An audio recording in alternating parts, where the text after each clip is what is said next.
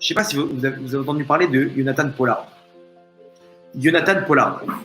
Il est en prison. Jonathan Pollard, c'est un espion américain pour le compte d'Israël.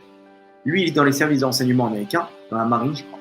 Et là-bas, il a fourni des informations à Israël sur plusieurs dossiers. Et il s'est fait repérer. Et là-bas, il a foncé vers l'ambassade israélienne. Les États-Unis, ils ont ordonné à Israël de lui fermer les portes. Sinon, c'était un incident diplomatique très grave entre Israël et les États-Unis. Les États-Unis ont promis de ne plus aider Israël, etc., si jamais il accueillait. Parce que s'il rentrait dans l'ambassade israélienne, c'est comme s'il rentrait en Israël. Et les États-Unis ne peuvent plus le toucher. Et Israël, il le rapatrie, etc., et c'est fini.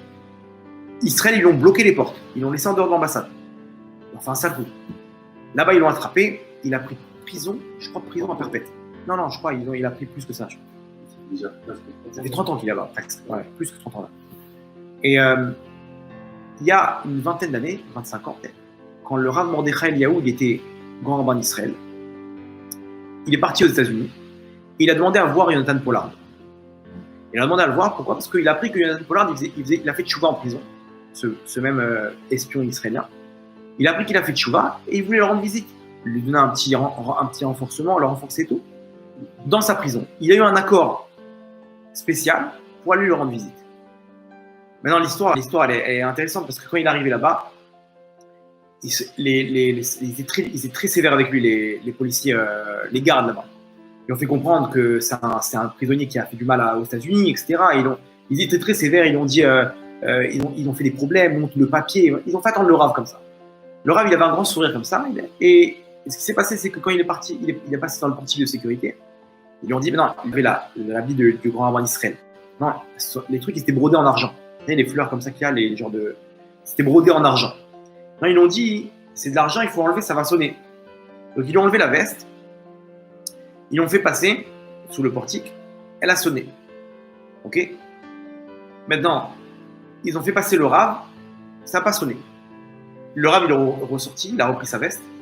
Il est rentré dans le portique avec la veste. Donc maintenant, la veste, elle sonne. C'est parce que c'est le truc. Mais le Rav lui-même, il n'a rien sur lui. Il n'a pas d'arme, rien du tout. Il a remis la veste. Ok? Il est repassé par le portique de sécurité. Ça n'a pas sonné. Tiens, c'est bizarre. Attends, il y a un problème là. Comment ça a sonné tout à l'heure sans la veste? Enlevez la veste. Il a enlevé la veste. Il passe, ça sonne. Il remet la veste sur lui. Il passe, ça sonne. Ils sont devenus fous. Et le Rav, il avait un grand sourire. Il savait très bien qu'il joue avec eux, quoi. C'est lui qui. Les tzadikim, ils tiennent la nature. Donc, maintenant, ils ont eu un peu plus de respect pour lui. Ils ont compris, bon, faut peut-être c'est quelqu'un d'important. On va peut-être pas se trop le chatouiller. En tout cas, il est arrivé là-bas, dans la cellule de Jonathan Pollard. Et là-bas, il avait préparé, Jonathan Pollard, il avait préparé des gâteaux. Il recevait tous les semaines des gâteaux il avait mis de côté pour accueillir le Rav. Il lui a fait une belle table avec plein de gâteaux, plein de sortes de gâteaux. Alors, c'est des trucs qu'il recevait au compte-gouttes. Toutes les semaines, il recevait ça au compte-gouttes. Il lui a fait comme ça, il a accueilli le Rav, il dit voilà, voilà Rav, etc. Et le Rav, il a commencé à. Il lui a dit sache une chose.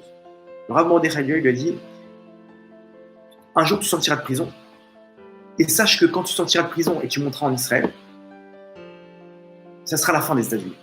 Comme ça, il lui a dit. Il lui a dit pourquoi? Parce que tu as une étincelle de Yosef Hatzadik en toi.